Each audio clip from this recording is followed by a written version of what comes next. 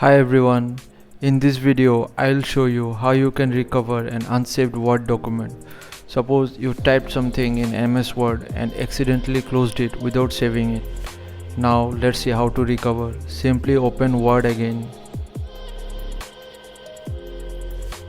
Now go to File and click on Open.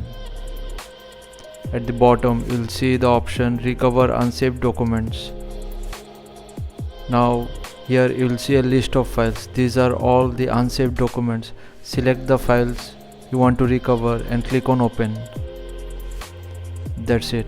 Now you need to save this file. So select save as and save the file to your desired location. That's it. The job is done. To increase the recovery rate of unsaved Word documents, simply open Word, go to File. From here go to Options.